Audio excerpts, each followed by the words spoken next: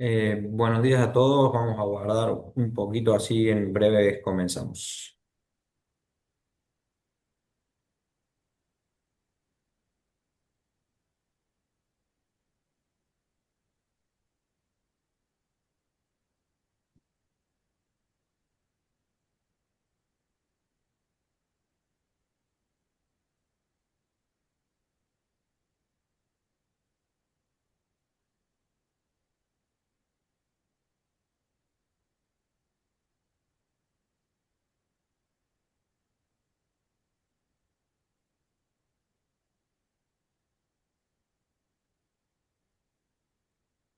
Bueno, primero, buenos días a todos.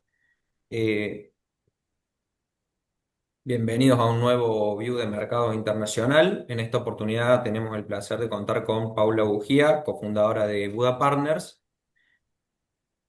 Paula es economista graduada de la Universidad Católica Argentina, cuenta con más de 25 años de trayectoria en los mercados financieros, tanto locales como internacionales. A lo largo de su carrera se desempeñó como Portfolio Manager en Schroders en Londres, fue Head of Asset Management en Alaria, liderando la gestión de carteras para clientes de banca privada e institucional.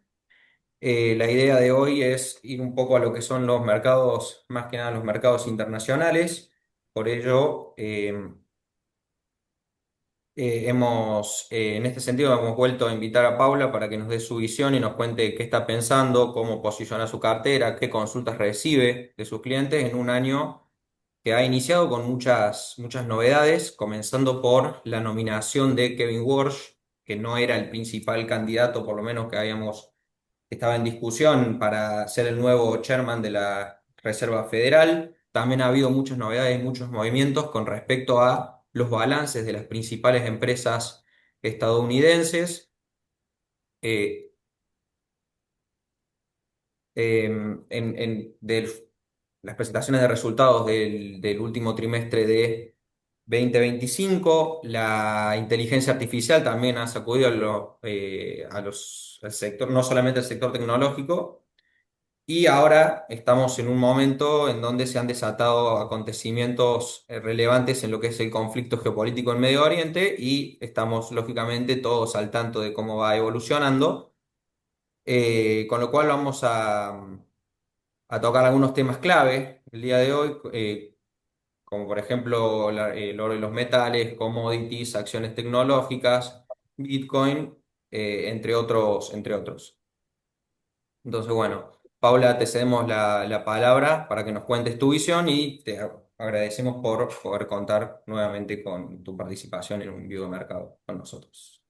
Muchas gracias, Tomás, y a toda la gente de Petrini por la invitación.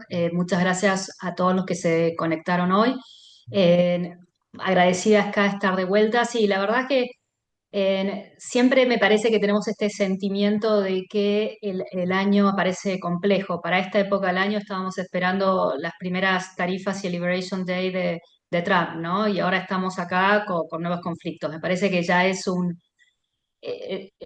parte del mercado. Y yo lo que voy a tratar de hacer hoy es un poco separar lo que es ruido y hablar más de tendencias de largo plazo, que creo que es lo que termina dando la rentabilidad a las carteras, ¿no? Mirar realmente la parte de fondo.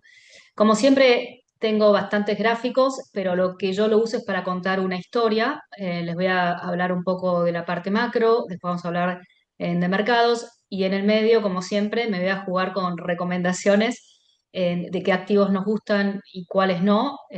Es lo que nos gusta hacer en Buda y que quede registrado para la buena y para la mala. Así que nada, vamos a empezar. Como siempre, son tiempos interesantes. Bueno. Comenzando por la parte macro, nosotros en el año pasado, cuando damos nuestra charla anual, hablábamos de un escenario que hablábamos de Goldilocks, ¿no? Para Estados Unidos, donde el crecimiento de Estados Unidos ronda en los 2,5, algunos meses 3. El último trimestre del cuarto trimestre tuvo mucho ruido, salió 1,4 anualizado, pero eso realmente estuvo muy influido por la por la baja por el cierre de gobierno, que eso le sacó como un punto al crecimiento. Pero sacando eso, los principales factores, que siempre ha sido consumo, pero ahora se agregó la inversión en tecnología, vienen dando que Estados Unidos puede crecer arriba de un 2%, que es su crecimiento estructural, y la inflación, que también la veíamos cercana al 3, pero convergiendo hacia ese target de la Reserva Federal. Lo gracioso es que con lo que nos está pasando este año, vamos a ver si por el lado de la inteligencia artificial vamos a tener una corrección en lo que es el crecimiento esperado de Estados Unidos, y por el lado de los conflictos geopolíticos y en la suba del petróleo, por ejemplo, puede haber un cambio en lo que es la expectativa de inflación. Y lo más importante de esto es que eso pueda tener un cambio en lo que estamos esperando de baja de tasa de la Reserva Federal. Entonces, este escenario que era súper benigno, que aparte en el primer trimestre se sumaba estímulo fiscal porque entraba en plena vigencia la baja de impuestos del año pasado de Trump, más en una política monetaria más laxa por parte de la Reserva Federal, era como un muy buen escenario para los mercados, ¿no? Y ese era nuestro punto de partida. Después vamos a ver que teníamos ciertas dudas sobre la segunda mitad del año, pero planteamos una primera mitad del año bastante positiva, que estaba plantado sobre este escenario de crecimiento, inflación y buenas ganancias corporativas. Vamos a ver a lo largo de la charla si este panorama tan benigno se diluyó o no. Y aparte se sumó que había dos sectores que estaban muy rezagados en Estados Unidos que están mostrando muestras de vida. Uno es la parte de manufactura. Ya tenemos dos datos, que el sector de manufacturas de Estados Unidos está entrando en zona de expansión después de haber estado más de 10 meses en contracción. Y por otro lado, el mercado inmobiliario de Estados Unidos ha alcanzado en un piso y está también mostrando cierta mejora, gracias a que la tasa de hipotecas, que estaba cercana al 7%, ahora está más cerca del 6%, ¿no? Entonces, cuando uno ve la economía de Estados Unidos con los datos que uno tiene, uno diría la economía de Estados Unidos está bien, salvo lo que es el mercado laboral. Si ustedes en el pasado me preguntaban por la economía de Estados Unidos, realmente era bastante fácil. Uno, bueno, es una exageración, pero uno miraba el mercado laboral, cuánta gente estaba empleada, si los salarios crecían por encima de la inflación y cuánto consumía, que eran 2 tercios de la economía. Bueno, la fisonomía de la economía de Estados Unidos cambió. ¿Por qué? Cuando uno ve la creación de empleo, la realidad es que cuando mira las medias móviles, la creación de empleo de los últimos 3 meses ha sido 70.000, ¿no? Si ha habido destrucción de empleos o no, pero bueno, estamos o revisiones a la baja, podemos estar en creaciones de empleos de 20.000, 50.000, 70.000, que son niveles bajos, que en otra oportunidad estaríamos hablando de una recesión. Pero pasaron dos cosas. El desempleo sigue cercano al 4,5. ¿Por qué? Porque por el lado de la oferta se restringió por todos los controles inmigratorios, y recordemos que en el pasado en el mercado laboral de Estados Unidos entraron muchos inmigrantes. Eso con las nuevas políticas de Trump del año pasado ha cambiado. Entonces la oferta se contrajo. Entonces, con menos creación de empleo, así y todo, tenés un bajo desempleo.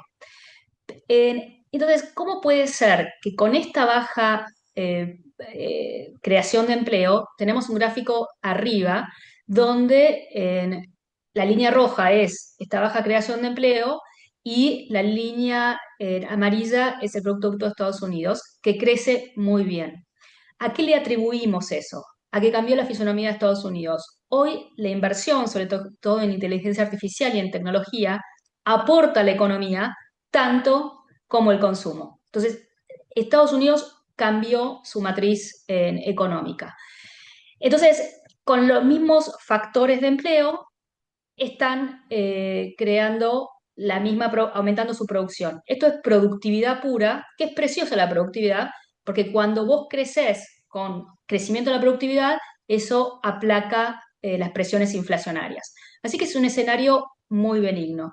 Podemos discutir esto qué va a significar para el futuro, para lo que es la sociedad de los Estados Unidos, lo que se llama el entry level, o el chico que sale de la universidad y tiene que buscar trabajo. A ese chico lo están reemplazando, porque si yo antes tenía un junior que leía 150 páginas de un prospecto, de un IPO o de lo que sea, o tareas administrativas, eso el AI es lo que reemplaza, más que a gente vieja como nosotros, ¿no? Entonces, el desempleo en la juventud está aumentando.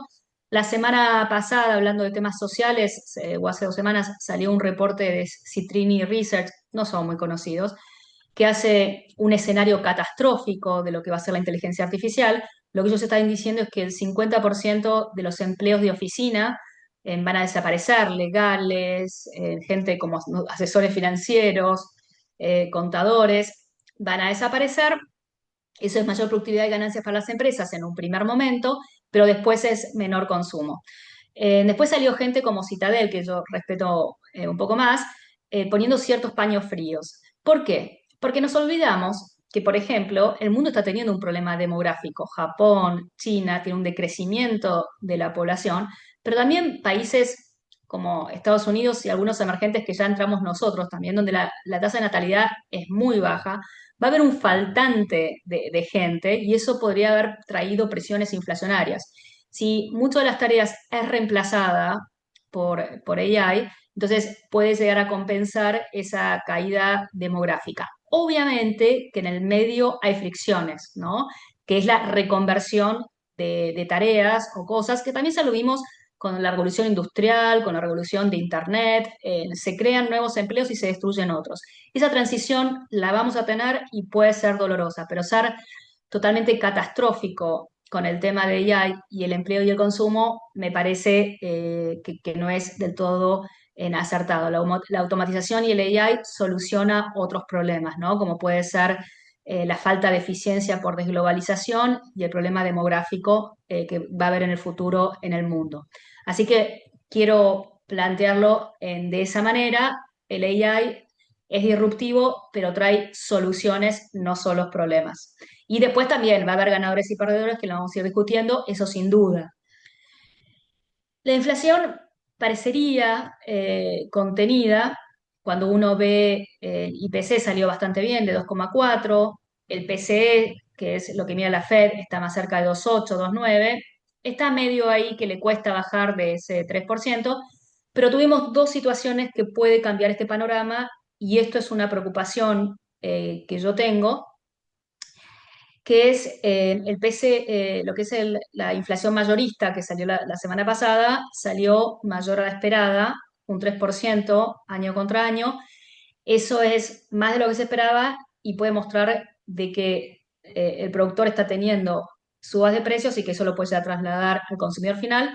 Y a esto se agrega un precio del petróleo que con el conflicto en el Medio Oriente se está acercando, o hay gente que piensa que si se perpetúa en el tiempo este conflicto, que puede llegar a 100 el precio del petróleo y eso también traer presiones inflacionarias.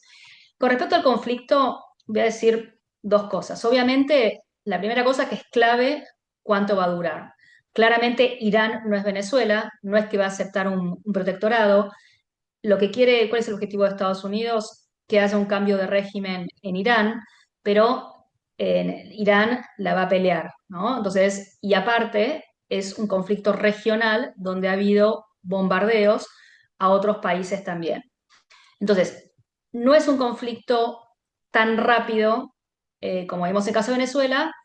Trump apunta a 4 o 5 semanas, que sería manejable por el mercado, pero esta semana el mercado se empezó a preocupar si podía extenderse más.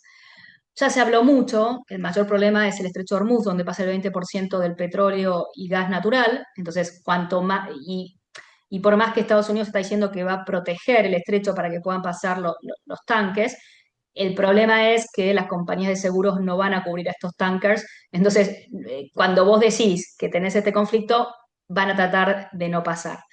Entonces, ese es el problema de base. La OPEP dijo que va a aumentar su producción, 200.000 barriles, que es poco con el problema que estamos hablando.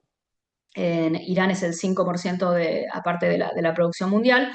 Así que el problema del petróleo y el problema del conflicto depende en cuánto tiempo va a durar. Es muy difícil saberlo. Pero lo que yo quiero decir es que cuando uno ve otras situaciones geopolíticas, desde Ucrania hasta la guerra de Irak, cuando uno ve el impacto en el mercado, tiene volatilidad el primer mes, pero cuando uno ve los retornos, por ejemplo, el S&P 3, 6, 9, 12 meses después, es positivo. Entonces, más allá del problema de la volatilidad inmediata, me parece que tenemos que ver el largo plazo y son cosas que vamos ver acá, por ejemplo, el tema de ganancias. Y decir que a Trump no le conviene un conflicto largo, recordemos que él tiene elecciones en noviembre, hoy él pierde esas elecciones y las pierde por las mismas razones que le ganó él a Biden y que él prometió hacer. Él en su campaña prometió preocuparse por las cosas de Estados Unidos y no por la política exterior, está haciendo todo lo contrario. Y después la baja de inflación y el affordability a viviendas y ese tipo de cosas, que eso es porque quiere por la baja de tasas, ¿no? Entonces, a Trump no le conviene un conflicto largo, hoy pierde las elecciones por inflación, si en este conflicto acelera la inflación, tiene más problemas. Y a todo esto, en el partido hay que ver la reacción que puede tener el Partido Republicano frente a todo esto, que es el que está perdiendo las elecciones. Lo más probable es que empecemos el año que viene con un Senado en contra de Trump. Y yendo a esto, yo siempre digo que más allá de las locuras de Trump, Estados Unidos tiene una cosa extraordinaria que son las instituciones medias, ¿no? La Corte Suprema, el Senado, que le pone frenos en un poco, que son cosas que no pasan en países emergentes. Pero bueno, la Corte Suprema finalmente le dijo, mira, las tarifas que la forma de emergencia de poner las tarifas, no estamos de acuerdo. Entonces, en primera medida, la tarifa efectiva cayó de más o menos un 15% a un 8%. Inmediatamente, esto ya se esperaba que la Corte Suprema le iba a dar la negativa a Trump y se esperaba la reacción de Trump, que en un principio dijo, pongo una tarifa del 10% y ahora dice que le va a poner por 15% por un formato que le permite hacerlo por 150 días, que para extenderlo necesitaría el acuerdo del Senado. El Senado, inclusive ya lo vimos actuar con el tema de cuando él quiso poner 100% de tarifas a Canadá, se le plantó y le dijo que no en varios senadores republicanos. O sea, yo no creo que pueda extender un 10 o un 15 si termina siendo por más allá de los 150 días. Y nuevamente, esto es un problema eh, con el tema eh, de las posibles brotes inflacionarios. En definitiva, con la forma en que puede reemplazar esas tarifas de IEPA, que era esta emergencia que le dio vuelta el Congreso, Trump lo va a reemplazar por otras cosas, con lo cual la tarifa total va a quedar muy parecida. Creo que lo importante que no estableció el Congreso, la Corte Suprema, es si tiene que volver los 170 billones que cobró el año pasado por este concepto. Esto puede ser un problema para los números de Estados Unidos, pero creo que más interesante es cómo este 10 o 15% cambia el mapa con respecto a las tarifas anteriores que había impuesto Trump. Y esto beneficia a ciertos países, lo vemos en el gráfico a la derecha, como Brasil, China, India, Canadá, México, que se le liberan, que va a tarifas hoy más bajas de las que tenía antes de todo esto. Europa termina mínimamente peor, pero como que mejora la situación, sobre todo emergentes, por eso es que cuando sale la noticia en emergentes sube, ¿no? Para terminar con la parte macro, voy a hablar brevemente de China y de Japón, y creo que en el caso de China, la verdad que mucho no hay que decir, le está costando mucho alcanzar un crecimiento del 5%, que es lo que se plantea el gobierno, estamos más cerca de un 4,5% cuando uno ve la producción industrial, las ventas minoristas, la verdad es que no repuntan. La parte de exportaciones se sigue manteniendo porque más allá de los conflictos desde el año pasado con Estados Unidos y ya con la primera presidencia de Trump, aprendieron a expandir sus exportaciones al resto de Asia, al resto de Europa. Así que la verdad que no ha sido un problema. El principal problema de China es que no hay confianza del consumidor porque el sector inmobiliario no se termina de resolver y es un 70% del patrimonio de una familia. Entonces, hasta que y los precios de las propiedades siguen cayendo, no ha habido un piso ahí todavía, entonces eso es un problema. Y también se suma un problema a largo plazo, que es que no hay seguridad social contundente en China. Entonces, un joven chino no solamente tiene que aportar para su familia, sino también para sus padres, ¿no? Entonces, la situación de China, la verdad que es muy difícil verla arriba de un 4% el crecimiento. Lo que sí, en China me parece que el sector que puede seguir traccionando es todo lo relacionado con tecnología, que lo que ha pasado desde que Estados Unidos le ha puesto trabas a los chips y a los componentes tecnológicos en general es desarrollar su propia tecnología y esto beneficia a nombres concretos como Baidu, Alibaba. Me parece que la historia de China de mercado pasa más por ahí. Y hay un riesgo que nosotros venimos planteando desde el año pasado y es Japón. Ustedes saben que Japón es el gran exportador de capitales, es un ahorrador neto y lo que está pasando es que ha entrado una primer ministro que cree en expansión fiscal bastante agresiva. Esto lo que ha hecho es que han subido los rendimientos de los bonos de gobierno de Japón, que hoy tienen un spread muy bajo contra los de Estados Unidos, con lo cual el riesgo es que Japón repatrie capitales, o sea, venda activos que tiene el exterior y los vuelque en Japón. Por ahora, cuando uno mira el yen, que sigue bastante depreciado, eh, la verdad que esa repatriación no está existiendo. Si se empieza a apreciar el yen, empecemos a preocuparnos. ¿Y por qué es un problema? No sé si recuerdan, en agosto del 2024 hubo un gran desarme de carry trade por el lado de Japón y ahí el Nikkei cayó un día 12%, pero también tuvo una repercusión en los mercados americanos que cayeron prácticamente un 10%. Entonces, la realidad es que esto sigue siendo un riesgo con una política fiscal expansiva por el lado de Japón. Y si uno mira el gráfico a la derecha, considerando la deuda sobre Producto Bruto que tiene Japón comparado con otros países, realmente ese bono de gobierno de Japón podría seguir subiendo de los niveles de 3 hasta 4 y 5, donde sí realmente esa repatriación puede ocurrir. Así que sigue siendo un riesgo que nosotros monitoreamos. Ahora, yendo un poco a los mercados, habíamos tenido un 2023 y un 2000, salido de la crisis que tuvimos en el 2022, que cayeron todos los mercados. En el 2023 y 2024 tenés que el S&P subió prácticamente 24%, un excepcionalismo absoluto de Estados Unidos, liderado sobre todo por las magníficas 7. Sin embargo, el año pasado eso se revirtió, ¿no? Tenés otros países que rindieron bastante más que Estados Unidos. Estados Unidos rindió más o menos un 18%, pero Europa lo hizo en 39%, emergentes 34%, China 33%, Japón 26%. Eh, Así que fue un año donde Estados Unidos perdió un poco ese excepcionalismo. Primero decir una cosa, venimos de 13 años excepcionales, con rendimientos de los mercados de más de un 20%, no es común esto en la historia, es raro que volvamos a tener estos retornos mirando para adelante.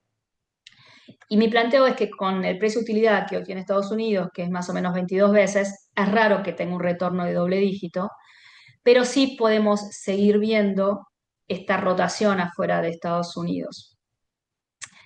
Y así empezamos el año. En lo que va del año, Japón subió un 14%, también beneficiado por esa expansión fiscal, pero también con un yen depreciado, considerando que tiene muchos exportadores en su índice.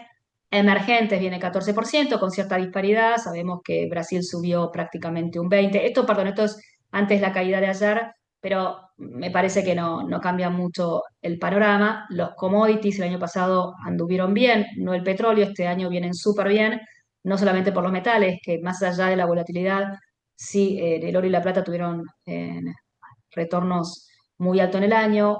Europa, lo que tal vez cambió este año comparado al año pasado por ahora es que el Russell 2000 subió más que el S&P, subió un 6%, mientras que el S&P está flat. Y yo creo que esta tendencia va a seguir, es uno de los principales beneficiarios de baja de tasas, si las tenemos. Y la otra cosa que pasó es que los REITs, que es el sector inmobiliario de Estados Unidos, este año viene relativamente bien, como les mostré antes, porque parece en haber hecho un piso. Lo que pasa este año, es después del año pasado que China subió un 30%, este año está un poco abajo. Pero un poco esta tendencia de afuera de Estados Unidos continúa. Y yo siempre digo que en Buda, a principio de año, del año pasado, partimos en una posición underweight en Estados Unidos. ¿Por qué? Porque veíamos una fortaleza de otras monedas o una debilidad del dólar norteamericano que se dio, que el dólar norteamericano el año pasado cayó en un 10%. Esto hizo que los commodities le vaya muy bien y a los mercados afuera de Estados Unidos también le vaya muy bien. ¿Y esto por qué lo planteábamos nosotros? Porque es muy raro que vos tengas restricciones en los bienes, como fue la guerra comercial de Trump, y que esto no tenga un correlato en los que son los capitales. Y acá a mí me gusta contar lo que dijo Carney, el primer ministro de Canadá, en Davos, ¿no?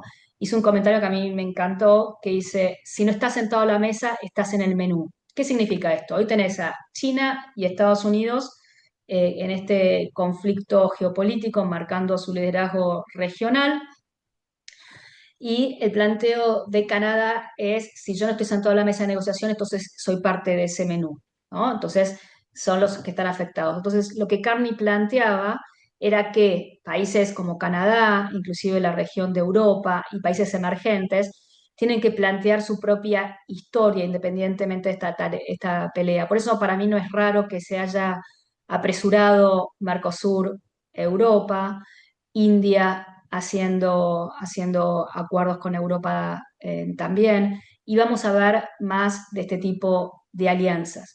Pero esto también tiene un correlato en lo que son los capitales y lo vamos a ver.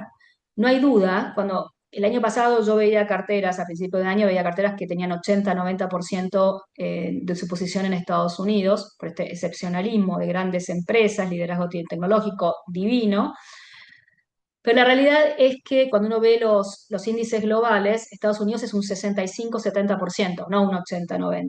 Entonces, con que vos saques un par de puntos de tu cartera de Estados Unidos, que es el mercado más grande, y los lleves a otros mercados más chicos, como puede ser commodities, emergentes, inclusive Europa, el impacto es enorme, ¿no? Un punto que sacás de carteras globales a Brasil son 10 días de trading completos.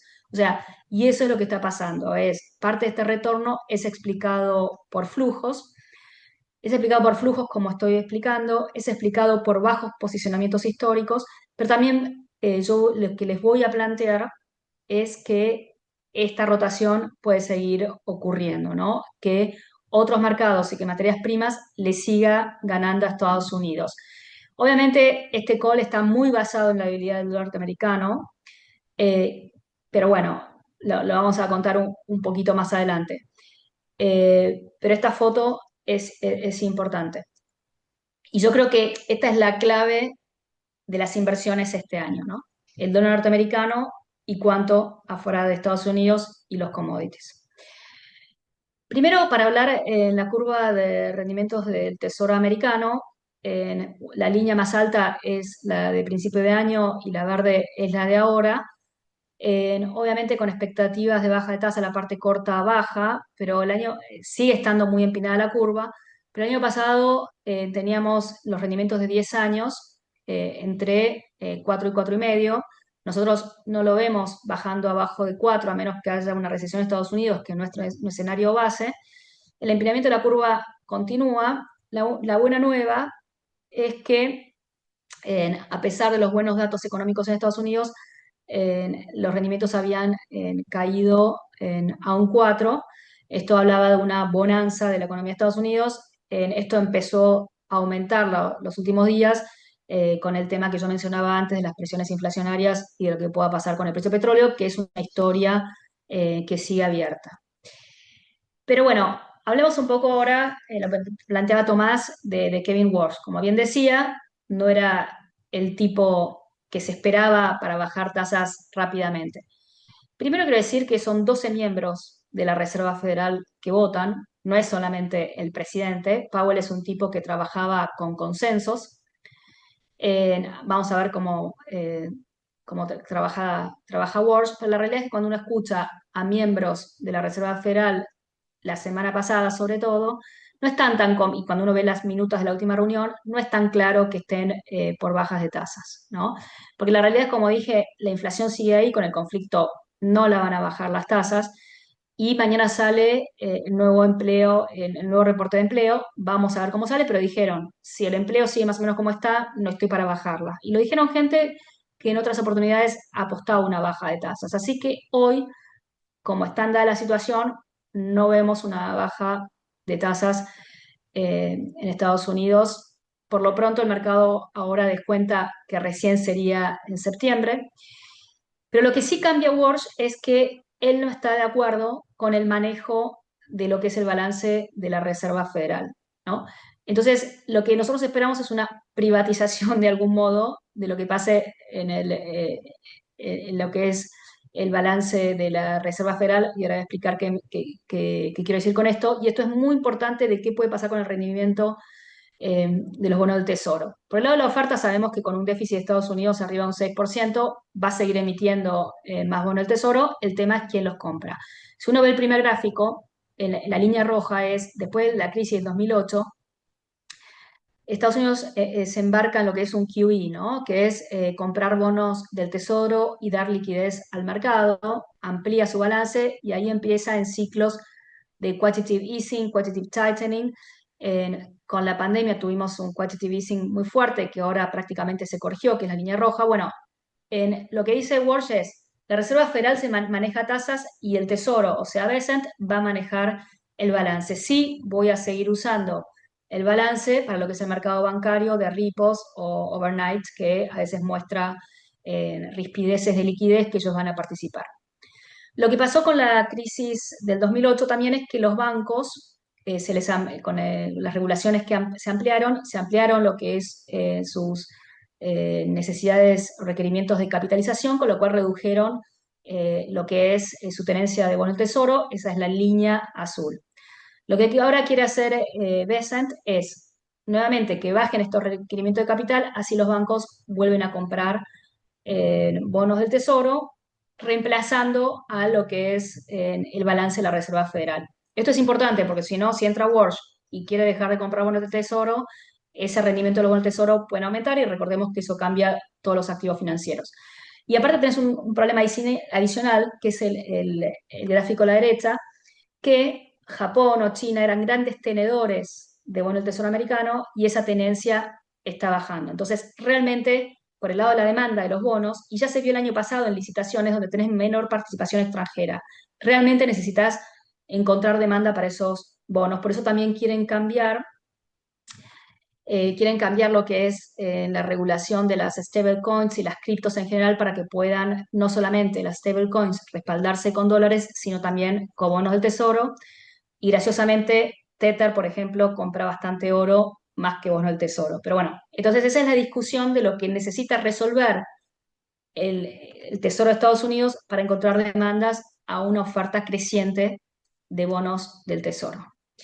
Esto simplemente para decir que con todo lo que está pasando, las probabilidades de baja de tasas se están diluyendo. Antes esperábamos una baja de tasa en junio, julio, ahora se está hablando de septiembre, y mientras que se amplíe el conflicto, esto pues, se puede seguir diluyendo. Y acá lo importante es lo que pase con el dólar. Sobre todo ayer, tuviste que el dólar medido por el DXY llegó a un nivel de 99, casi 100, es un nivel alto, estaba en 97, 96. Esto hace que los metales ayer se contraigan. Yo estructuralmente sigo esperando una debilidad del dólar, en parte porque si vos seguís teniendo esta rotación afuera de Estados Unidos, eso significa un dólar más débil. Si la Reserva Federal baja tasas, eso es dólar más débil. Es un país que tiene deuda y que tiene déficit. Entonces, esa debilidad del dólar yo creo que es multiciclo. El dólar se apreció durante 15 años, 40%, ahora espero 15 años de debilidad, y eso es bueno para los activos afuera de Estados Unidos y para las materias primas. Brevemente, para hablar lo que está pasando en el mercado de crédito o de renta fija, nosotros primero con el tema de duration no estamos propiciando una duration larga. Nosotros pensamos que con todo lo que está pasando en Estados Unidos de deuda, déficit, independencia del Banco de la Reserva Federal, la tasa va a seguir arriba de un 4. Nuestra duration preferida es entre 3 y 5 años. Todas nuestras carteras están posicionadas ahí. Y cuando uno mira en qué nos gusta de crédito, hoy los spreads están súper bajos, la línea roja es emergente, está en mínimos históricos, también lo está el high yield, con la diferencia que mercados emergentes tienen mejores fundamentals que en high yield. La suba que estamos viendo en high yield en los últimos meses está atado al endeudamiento de la inteligencia artificial y los temores que hay sobre la deuda privada, que vamos a hablar también. Pero en cuanto a crédito, nos sigue gustando lo que es grado de inversión y también emergentes. No estamos posicionados mucho en lo que es high yield. Vemos riesgos, como digo, por el lado del el endeudamiento en tecnología y en lo que es la deuda privada. Así que eso es por el lado de crédito. Con el lado de grado de inversión, y ahora ya empezamos a entrar con los riesgos de inteligencia artificial, los riesgos de inteligencia artificial son múltiples. Pero uno de los principales riesgos es que por primera vez en la historia como inversión, como inversor, uno está viendo inversiones siderales sin saber el retorno sobre esas inversiones. La realidad es que cuando uno habla con los, se llama hyperscalers, ¿no? Las grandes cuatro que están invirtiendo fortunas en inteligencia artificial, que después lo vamos a ver en más detalle, lo que se espera es que 2025-2028 inviertan más de 3 trillones. La mitad de eso se financia con deuda.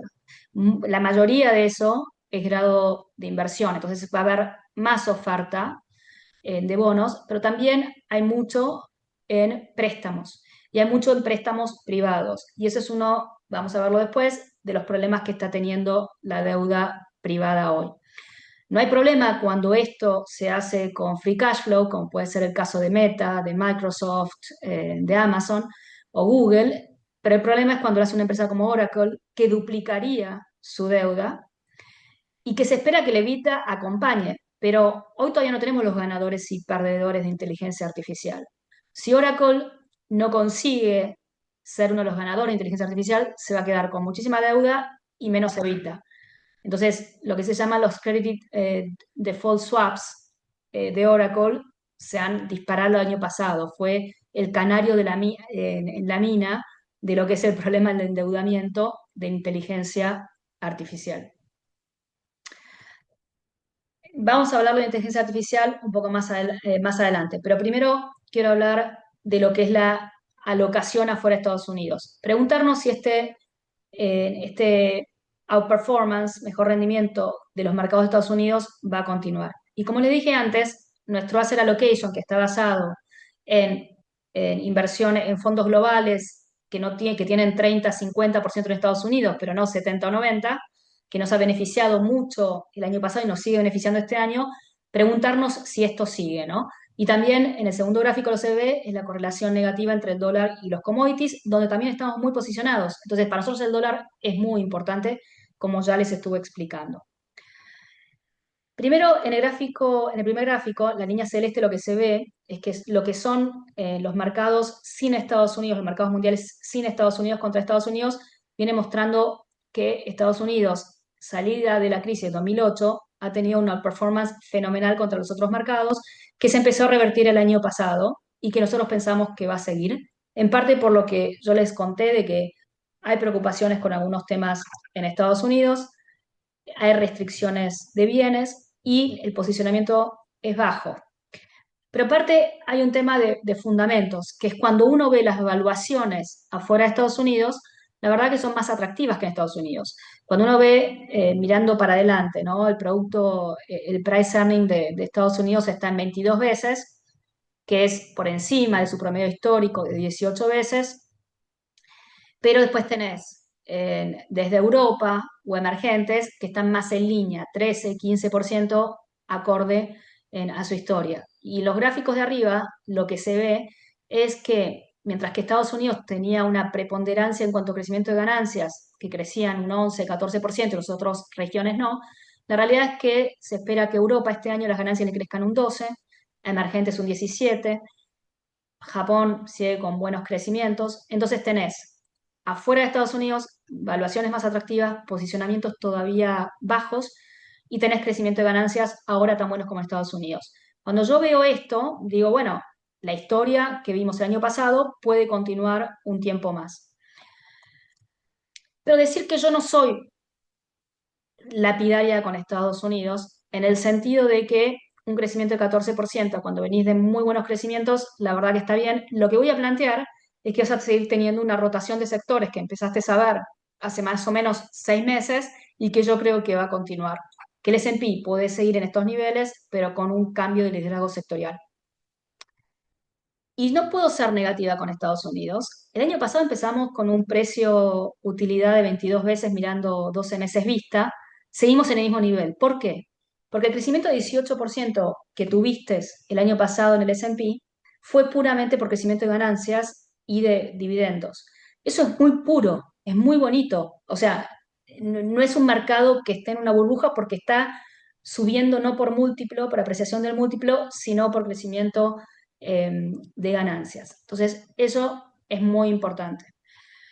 Sí decir que vemos un tema temporal, los años de elecciones de medio término en Estados Unidos suelen ser negativos, particularmente el segundo y tercer trimestre. Entonces, yo dije al principio que en nuestra charla del año pasado dijimos, nos gusta inclusive Estados Unidos para el primer trimestre y redujimos un poco el underweight que teníamos en Estados Unidos, pero entramos en algunos sectores como salud o small caps. Pero nosotros pensamos que el mercado de Estados Unidos a partir de mayo, junio, se puede empezar a complicar, ¿no? Y en este sentido, creo que es importante la postura que va a tomar el Partido Republicano, el Senado y la Corte Suprema con respecto a Trump, perdiendo las elecciones, ¿no? Eso puede cambiar un poco, inclusive, el esquema geopolítico.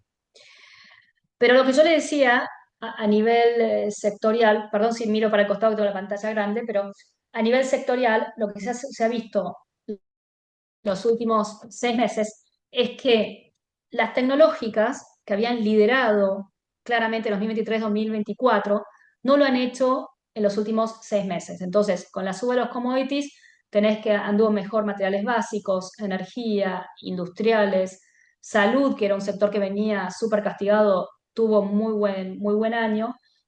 Y así también está pasando en lo que va del año. Sin embargo, cuando uno ve las ganancias del cuarto trimestre, que ya la verdad que se reportaron súper bien, las tecnológicas seguían liderando en cuanto a ganancias, pero eso empieza a cambiar. Los otros sectores primero, las tecnológicas empiezan a tener crecimientos más bajos, pues no puedes mantener un 25 o 30% ad eternum, se acercan más a un 10, un 15, mientras que los otros sectores empiezan a hacer un catch-up y el mercado lo que está haciendo es adelantándose a eso. Aparte se está dando algo muy interesante, que es mucha divergencia en el mismo sector. En el sector tecnológico, el 50% de las acciones están arriba de 200 medias móviles, esto es un Google, inclusive un Nvidia, y no así un montón de otras, Oracle, software en general. Entonces hay mucha disparidad en el sector porque se están planteando estos ganadores y perdedores de inteligencia artificial. Es mucho más parejo y más generalizado el rally en otros sectores, como puede ser energía, materiales.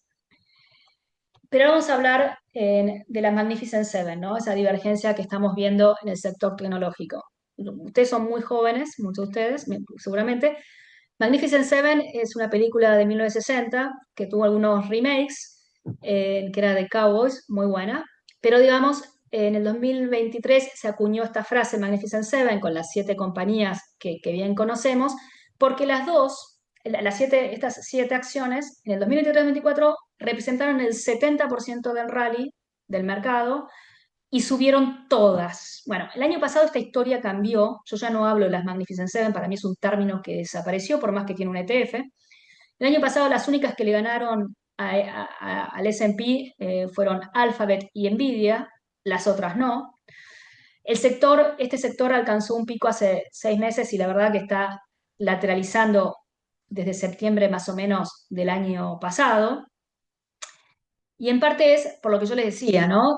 De que el primer gráfico, que estas Magnificent Seven venían teniendo crecimiento de ganancias muy por encima de los otros 493, pero a medida que avance este año, se espera que las ganancias de los 493 se acerque bastante a las Magnificent Seven. Por eso vemos este cambio. Aparte, está la discusión de complejo OpenAI, complejo Google, ¿no?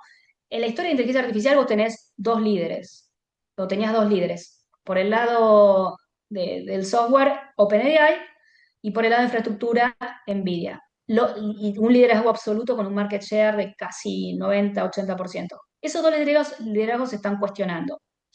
Por el lado de OpenAI, Anthropic le está peleando la batalla bastante bien a OpenAI con estas nuevas modalidades, con menos gente empleada, con menos CAPEX utilizado. Yo no sé ustedes, pero yo estoy en cualquier momento por cambiarme a Cloud porque OpenAI no me está dando la solución, no, las soluciones que me daba antes, ChatGPT lo encuentro muy limitado. Y así esa respuesta está teniendo mucha gente.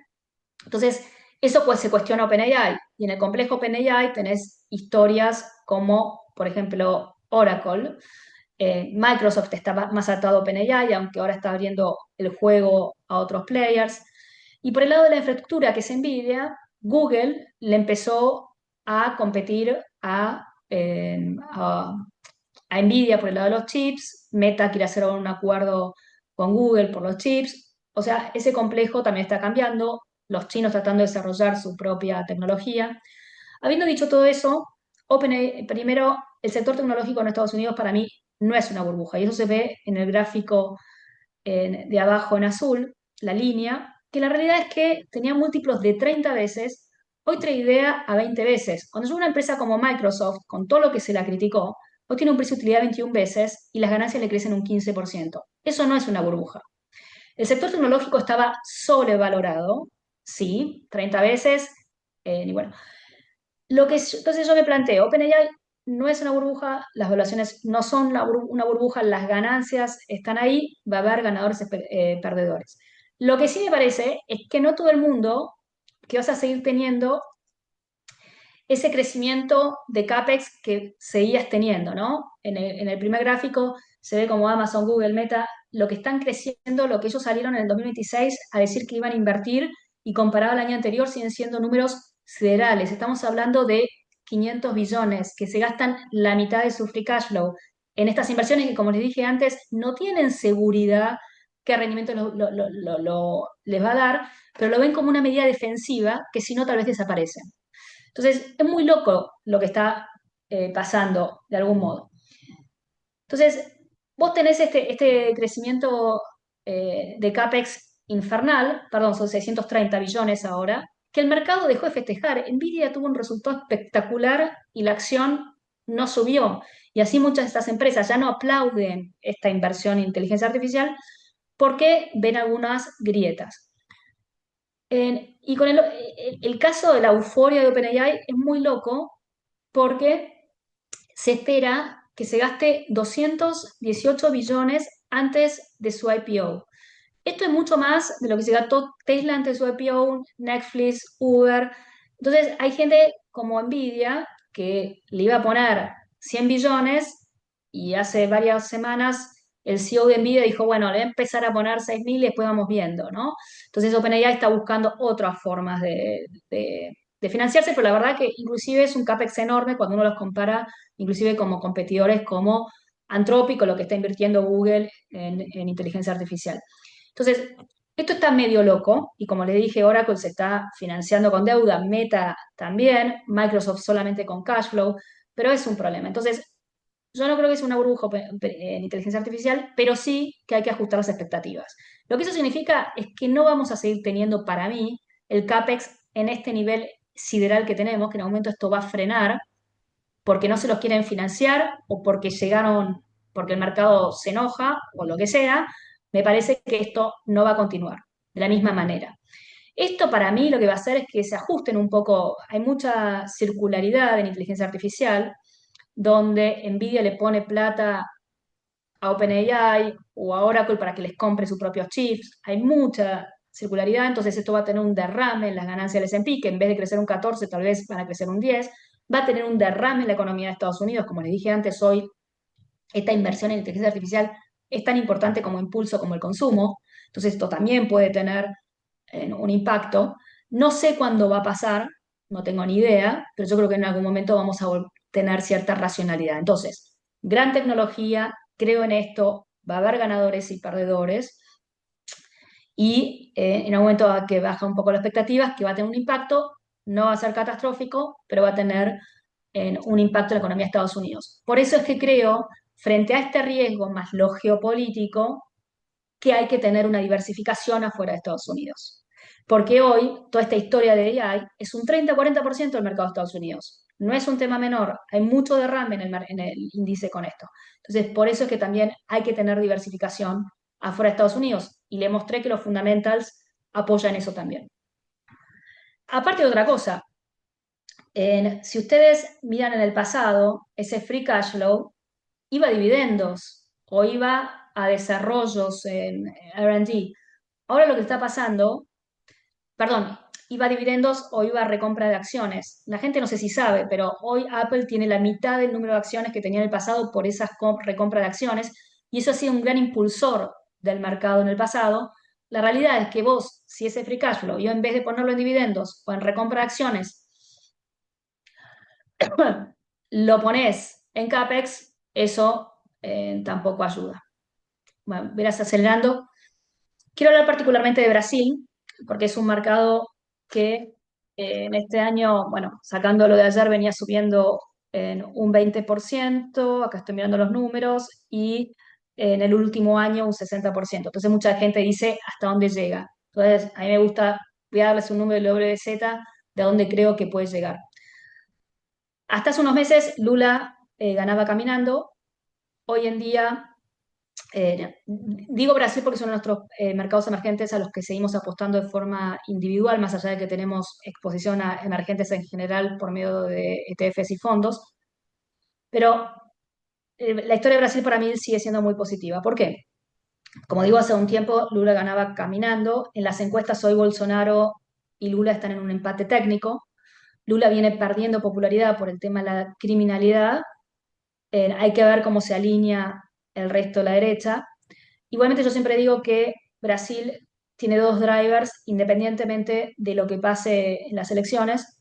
Uno es la suba de los commodities, es un índice muy orientado a productores de materias primas, y el otro lado, por otro lado la baja de la Selic, que hoy está en 15% contra una inflación que está en 4,5%, es una tasa real enorme. En marzo ya se espera que empiecen a bajar tasas, eso le da un gran impulso a todo lo que son las historias domésticas de Brasil. Pero como algo divertido, voy a tratar de decir qué es lo que, a dónde puede llegar el WZ, que hoy está en 36, 38. Como digo, subió un montón, aunque uno cuando lo ve en 10 años viene en un canal perfecto. Pero bueno, con toda esta suba, el precio de utilidad o el price earning de Brasil subió de un ridículo 8, 10 veces a 13. Ustedes me pueden decir, bueno, ya está caro. Bueno, no. ¿Qué pasa si la opcionalidad, si gana en Bolsonaro? Cuando Bolsonaro padre asume, fue en el 2019 y estuvo hasta el 2022, lo agarró la pandemia, pero la línea azul es el precio de utilidad. El precio de utilidad en las épocas primeras de Bolsonaro estaba en 15, 17 veces. Entonces, Brasil puede tener un re-rating si gana la derecha, y esto es una opcionalidad. ¿Por qué? Porque el crecimiento de ganancias, que en el cuadro negro, para este año esperado es 11%, pero para el próximo, para el 2020, 2027, eso te vas a 36% y después a 20%. La realidad es que la proyección de ganancias para Brasil es muy buena, y recordemos que empieza un ciclo de baja de tasas. Entonces, como mínimo, para mí, por ganancias, el WZ puede subir un 15% más. Pero aparte, si tiene un re-rating, una apreciación del múltiplo porque gana a la derecha, ese múltiplo de 13, que no es muy exigente, se puede ir a 15, 17, ahí tenés un 15% más. Entonces, para mí, en Fundamentals, planilla de Excel, el WZ puede subir un 30% más a niveles cercanos a 60. Aparte, cuando uno ve el dividend yield, que es el dividendo sobre la capitalización, estamos hablando de 6%, eso es lo que yo llamo un deep value o todavía valuaciones muy atractivas. Voy a terminar con commodities y banca privada y deuda privada porque sé que nos queda poco tiempo. Yo voy a ser acá un poco loca y voy a decir que podemos estar entrando a un ciclo, a un super ciclo de commodities como tuvimos en los principios de los 2000. Si ustedes recuerdan el principio de los 2000, cuando China entra a- al WTO, que es el comercio internacional, pasan de una vida rural a urbanización, boom de compra de commodities, los productores no estaban preparados, tuvimos ese boom en el precio de los commodities de los principios del 2000 hasta 2008, 2011, según el commodity.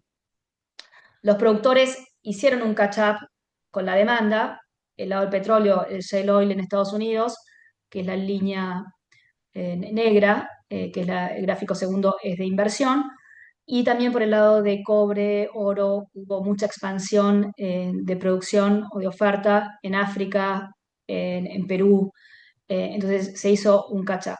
Lo que se está viendo ahora es si con la infraestructura de data centers por inteligencia artificial, más el desarrollo de infraestructura en general por geopolítica, por defensa, la oferta no está preparada para hacer un catch-up con la demanda. ¿Por qué? Porque hay una subinversión, que es el gráfico segundo que se ve, hay una subinversión cuando son números negativos, no se llega a reemplazar en los activos, en parte porque por lo que es la inversión ESG, que los inversores no quieren que las petroleras aumenten su CAPEX, sino que den dividendos.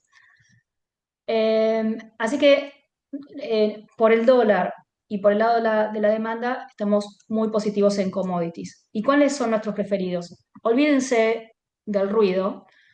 Los bancos centrales van a seguir comprando oro. La plata está muy relacionada con el oro. Seguimos muy positivos en los metales preciosos. En el cobre, para lo que es electrificación, autos, data centers, la demanda de electricidad está creciendo y se espera que se duplique la demanda de los data centers, las tarifas de energía están subiendo, no se llega solo con renovables, se necesita el petróleo. Entonces, más allá a principio de año eran catastróficos con el petróleo, fue nuestro contrarian el año pasado invertir en petróleo, lo veían en 40. La realidad que más allá del premio geopolítico, yo veo un piso en el petróleo en 60 por lo que es demanda y oferta. Hay una cierta sobreoferta, pero para los próximos 6 meses. Pero ahí en adelante el petróleo tiene más demanda, tiene un crecimiento de demanda de 3, 4, 5% que no, mientras que el petróleo en Estados Unidos, la producción está disminuyendo. Entonces, nos gustan los metales preciosos, nos gusta cobre y nos gusta el petróleo. O el ciclo, o todo lo que es energía en general, uranio, gas, todo el circuito energético. Y yo lo que estoy planteando es que podemos tener un superciclo de commodities como tuvimos al principio del 2000, con lo cual esto tampoco está terminado para nosotros. Y para terminar y dejar para preguntas, perdón que puedo estar hablando 2 horas más en detalle, pero bueno, voy a tratar de dar los principales temas, pues la verdad que pasan muchas cosas. Lo que está pasando en crédito privado. Las principales empresas de crédito privado que están listadas, como Carlyle, Apollo, Blackstone, la verdad que cayeron 40-60% en los últimos meses. Hay mucho negativismo con este sector. Lo que es, y puede traer riesgos. Nosotros los riesgos que planteábamos el año pasado era crédito privado, inteligencia artificial y Japón, que ya hablamos nosotros dos. Este es uno. ¿Qué pasó? Crédito privado, los fondos de crédito privado son de los que más crecieron dentro de lo que es alternativos o mercados privados los últimos años. Entonces tienen lo que se llama necesidad de invertir esto y lo hicieron de forma muy acelerada, tal vez sin las correctas consideraciones de lo que es el due diligence, los covenants, todo lo que uno debería hacer cuando da un préstamo, ¿no? Tuvimos el año pasado que Blue Owl en particular tuvo 2 casos de 2 empresas que entraron en bancarrota. Entonces se empezaron a preguntar el mercado si esto no era el principio de un problema más grande.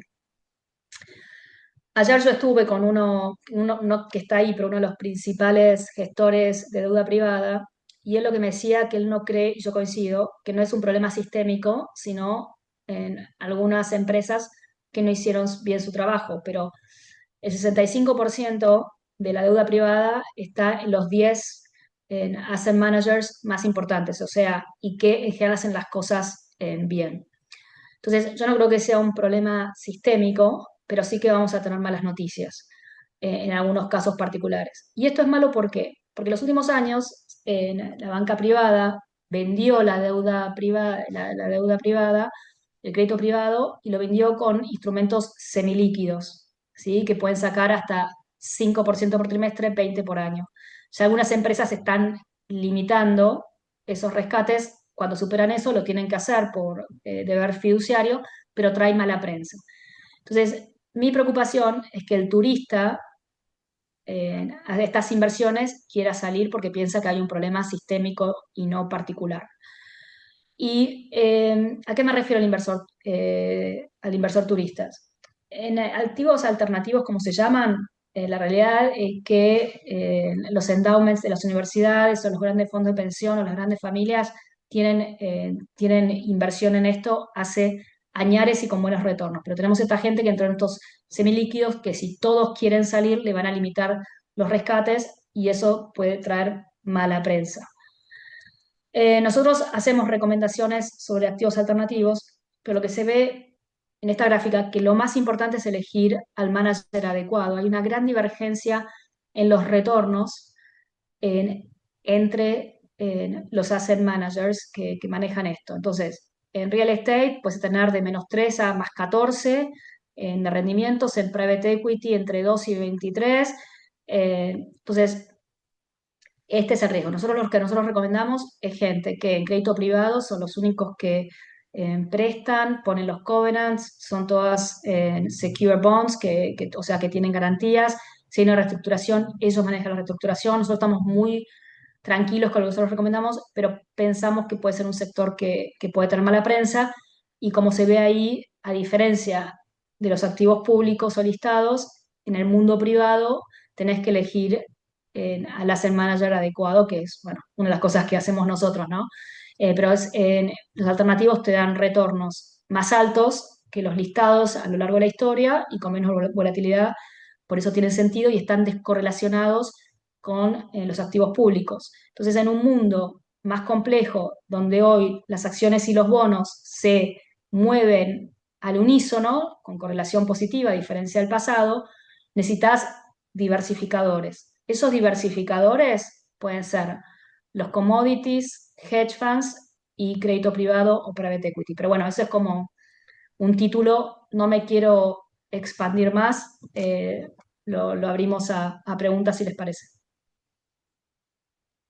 Gracias, Paula. Clarísima la exposición, la verdad que muy completa. Creo que hicimos un recorrido sobre todos los tópicos que estamos discutiendo nosotros también con nuestros clientes y que van generando dudas recurrentes más allá de las dudas últimas que generan los acontecimientos de esta última semana.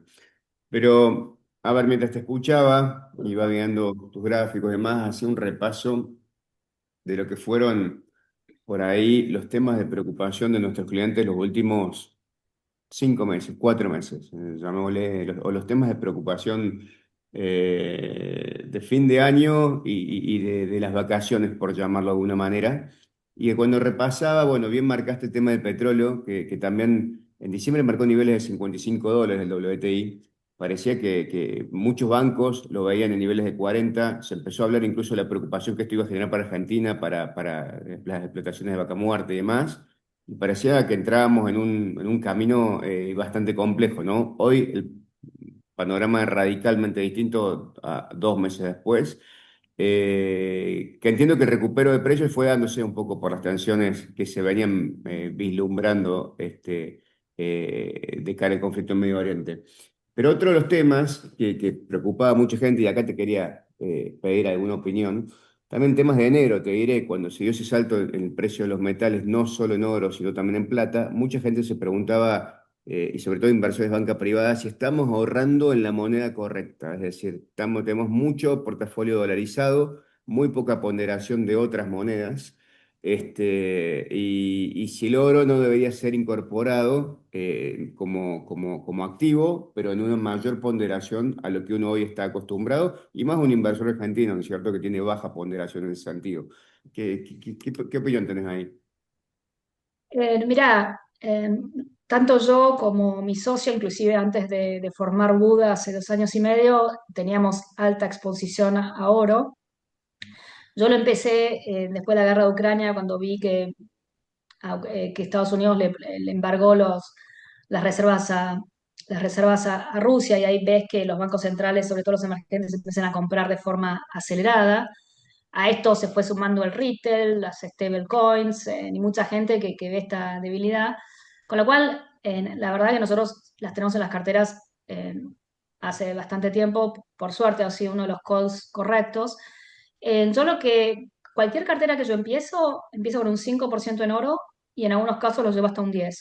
A los más agresivos le he llegado a comprar plata, mineras. Ahora me bajé un poco eso porque creo que el oro va a lateralizar por los próximos meses. Pero yo creo que es una tendencia de largo plazo. El año pasado corrigió 2 veces, en abril y agosto, un 10%. Este año corrigió un 20% de los máximos, pero después va a ser nuevos máximos. Yo creo que es una tendencia que está acá para quedarse. No me extrañaría verlo en 6.000 en los próximos 12 meses.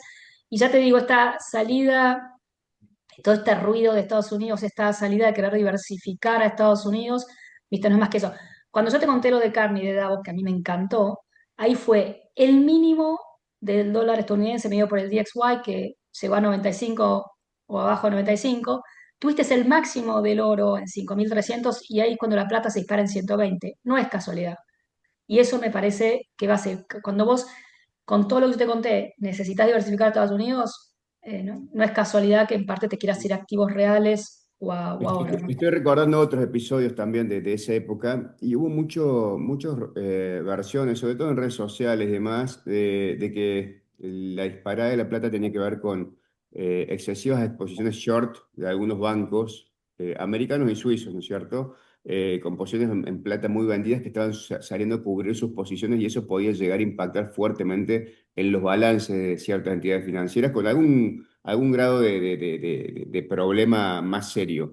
¿Eso lo seguiste viendo, lo seguiste escuchando? ¿Tenés alguna opinión ahí sobre los bancos y alguna visión sobre los bancos vinculada a este Mira, tema o vinculado a otros, ¿no es cierto? A bancos como sector, financials.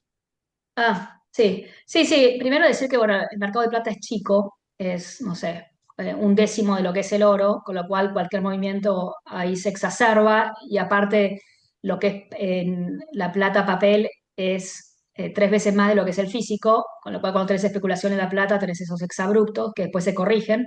Creo que se corrigió.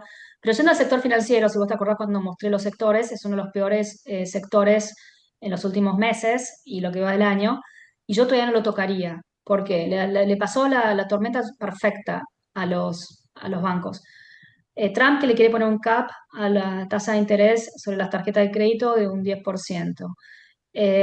Si sale, como te decía antes, esta Clarity Act, que ayudaría a Bitcoin, a todos los activos digitales, y no a los bancos que le harían competencia, porque vos en los activos digitales te estarían pagando un 3 o un 4% contra las cuentas corrientes o de ahorro de los bancos, que te pagan mucho menos. Entonces, si los bancos tienen que competir con eso, es menos márgenes, más la competencia que está representado todo lo que es el mundo fintech. Entonces, para mí los bancos siguen teniendo en ese tipo de problemas. Lo único que lo puede ayudar es si le bajan los ratios de requerimientos de capital. En eso le mejora, le compensaría un poco los márgenes. Pero bueno, como te digo, la expectativa del Tesoro es que Sí, compren con eso. o si eso es sobrecompensado por los beneficios de la AI, perdón, que mucha gente piensa que los principales beneficiados puede ser el sector financiero o el sector compañía de seguro, por lo que tiene que ver con ahorro de costos, ¿no? Sí, sí, obviamente. No soy catastrófica, pero me parece que en el balance sí, como bien decís, la baja de costos ayudados por el AI va a beneficiar a sectores como salud, como financieros, pero el financiero me parece que también tiene otros problemas, entonces no es claro que termines positivo. Yo, por lo pronto, preferimos otros sectores antes que eso. Nosotros a principio de año decíamos que en los años como yo te decía antes, los años de midterm no son buenos, pero a los Mm. sectores que le va bien es a consumo básico, a salud, que son dos sectores donde estuvimos posicionados. De consumo básico ya no estamos porque la verdad que las valuaciones de Coca-Cola son tan caras como una tecnológica, no tiene sentido, son empresas maduras. O sea, ya se fue un poco disparate. Eh, pero sí, realmente prefiero todavía otros sectores. Nos siguen gustando las energéticas, a pesar de la suba que ya tuvo. Nos gusta el sector salud, nos gusta industriales, infraestructura. Hay muchos sectores que me gustan más que financieros, que sobre todo también cuando veo los riesgos potenciales, todavía me quedo afuera del sector financiero. Bueno, y otra pregunta, también una pregunta de los meses de descanso, que estuvieron vinculados a la suba del oro, es mucha gente se preguntaba por qué las criptomonedas, activo difícil de evaluar, cierro paréntesis, pero por qué no tuvieron un comportamiento tan dispar frente a lo que fue la suba del oro y no acompañaron un poquito, teniendo en cuenta que mucha gente lo piensa como una alternativa al oro, muchos analistas lo tratan de esa manera, digo, ¿qué crees que pasó ahí en el mercado de criptomonedas? Sí, mira, yo De nunca me Bitcoin, creí eso. concretamente. Sí, nunca me creí eso que el Bitcoin era el oro digital. En lo personal es algo que nunca creí, que fuera reserva de valor. Para mí, lo que es el Bitcoin es gana con mayor adopción, nada más que eso. Entonces, el año pasado, cuando entraron los ETFs y la SEC los aprueba, fue un golazo de media cancha para el Bitcoin, ahí llega a 120.000, porque empieza la adopción de grandes jugadores que podían comprar un ETF en vez de abrir una cartera digital. Eso amplió muchísimo el público de Bitcoin. Como te digo, Trump prometía muchas desregulaciones para las criptos que iba a acelerar esa adopción. Eso se atrasó y esta Clarity Act que te decía es clave, que a todo esto los lobistas que están apostando en contra son los bancos, así que ahí está la disputa banco-cripto. Mm. Si sale estas desregulaciones para las criptos que ayudaría a nuevamente ampliar al mundo más mainstream a las criptos, yo creo que esto ayudaría mucho al Bitcoin, pero lo que le está frenando para mí es eso. Así que nada, eso es un poco lo que te puedo decir, pero nunca me creí que fuera el oro digital. El Sí, oro le lleva 5.000 años de historia por delante, es algo que puedes tocar. Yo soy muy pragmática con el Bitcoin. Sé que no tiene un cash flow que yo te pueda decir a qué precio vale, pero si hay más demanda que oferta, yo te voy a decir que compres. Hoy todavía no estamos comprando. perfecto. Compramos antes y nos bajamos, el año pasado creo que cerca de los 100.000, nos bajamos, lo compramos en abril cuando salía este tema de los ETFs, y todavía no volvimos a comprar, te aviso. Ok. Paula, Este, te hago una pregunta. Muchas gracias por la presentación, muy buena. Una pregunta más de tipo institucional. Desde que digamos, se lo nomina a Walsh como candidato para la presidencia de la Fed, empieza a surgir esta discusión, ¿no? Digamos, Trump ejerciendo mucha presión para lo que es la baja de tasas con Powell, y cuando lo nomina a Walsh, Walsh viene más con una tendencia más hawkish. Entonces empezó a dar esa discusión, ¿no? De cómo se combinan esos dos factores. ¿Cómo lo ves vos? Sí, yo nunca entendí la obsesión, ese viernes que cayó un montón con la nominación al mercado, me parece que era una excusa porque nada, estaba un poco, el mercado no está barato. Entonces me parece una excusa. Nuevamente, son 12 miembros, donde el presidente es uno. Powell está bien, tenía el trabajo del consenso, no sé cómo si Wars alcanzará el consenso, pero vos cuando lees las minutas y los escuchás, no hay un consenso de bajar tasas. Entonces, las presiones son presiones. Y me pareció muy importante, como te decía antes, la institucionalidad de Estados Unidos, ¿no? La Corte Suprema no le da de baja a Cook, todavía sigue abierto si Cook hizo fraude o no, pero Lisa Cook sigue ahí. Entonces, la Suprema Corte le puso un freno a Trump de decirle no la echás. Y por otro lado, el Senado le dijo a Trump también, mira, no te voy a arreglar, no te voy no te voy a aceptar la nominación, tiene que pasar por el Congreso, entonces no te voy a aceptar la nominación de Wars hasta que vos no arregles tu problema con Powell y con este tema de la construcción o el refurbishment de la Reserva Federal, con esta acusación que le hizo. Entonces, el Senado también le ha dicho, pará, terminá con esto. Entonces, como yo te decía antes, para mí, y para mí eso hizo que los rendimientos de los bonos del Tesoro americano no siguieran escalando, porque si vos no tuvieras una Reserva Federal independiente, los rendimientos del bono del Tesoro americano se disparan mal. Vos puedes llegar a un 5% el de 10 años del 4 que está hoy. O sea, sería un desastre. Entonces, yo me parece que eso no pasó, porque tanto el Senado como la Corte Suprema, con estas cosas que te estoy diciendo, le están poniendo un parate a Trump. Yo creo que nadie, ni el propio Partido Republicano está a favor de que la Reserva Federal no sea independiente, porque sería una hecatombe. Y nosotros, como argentinos, conociendo el 28 de diciembre lo que pasó aquella famosa vez, sabemos que eso no se hace, que sería catastrófico. Así que por ese lado, viste, no, me parece que, y Walsh mismo, Walsh ya estuvo en el 2008, estuvo en la Fed y el tipo no es tonto, digamos, sea inflación no va a bajar tasas, o si tiene riesgo de inflación no va a bajar tasas. Es un ortodoxo en ese sentido. Ok. Ok. ¿Qué haces, Paula? ¿Cómo andas? ¿Qué Muchas tal, gracias por la Agustín? presentación. Ahora se abordaron varios temas. Eh, con este view que tienen ustedes de la devaluación del dólar, ¿siguen esperando este flujo a lo que es mercados emergentes y sobre todo Latinoamérica, que realmente la rentabilidad que han tenido ha sido muy buena, un 13% en lo que va del año en Latinoamérica?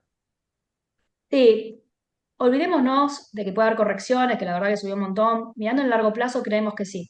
Primero, es una región que se beneficia mucho por la suba de commodities. Después, para Estados Unidos es clave. Entonces, todo lo que es inversión y acompañamiento de Estados Unidos de inversiones hacia Latinoamérica sigue. Y lo que se está pasando en Latinoamérica, que es increíble, es que tenés este cambio de izquierda a derecha, que se te da esta apreciación del múltiplo. En Brasil, en Colombia veremos, también es una, como es una pelea bastante justa en las elecciones que ahora vienen en mayo, pero bueno, Chile ya se dio vuelta, bueno, Argentina se dio vuelta hace un par de años, o sea, también tenés un giro más hacia el centro derecha, entonces eso también es un plus adicional. Y las evaluaciones no son caras.